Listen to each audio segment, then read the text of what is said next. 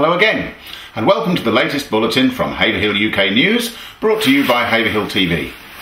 In the news for today, Friday, September the 28th, a day of action against illegal parking in the High Street is promised on Monday.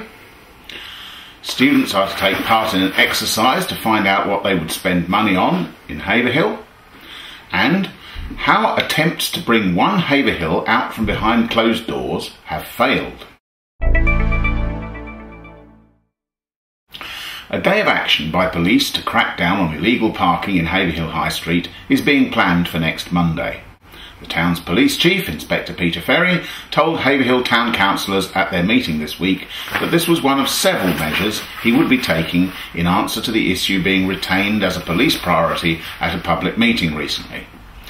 Inspector Ferry said he planned 4 action days, the first being on Monday, when all 8 Safer Neighbourhood Team officers would be marching up and down the street issuing tickets right and left. The other 3 action days would not be announced in advance and would involve Inspector Ferry and others in plain clothes monitoring the street to see if the first day of action had made a difference. If it had, Inspector Ferry said he might eat his hat. More than 50 students from Samuel Ward Academy will take part in an exercise to find out what they would spend money on in Haverhill.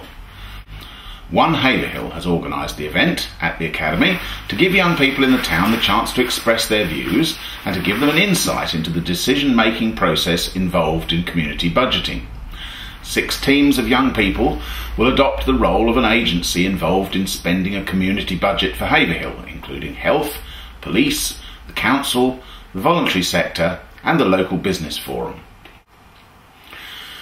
The Golden Age Network event, run by One Haverhill and sponsored by Haverhill Town Council, attracted residents from the town to get advice on health, housing, energy, security and other support on Wednesday.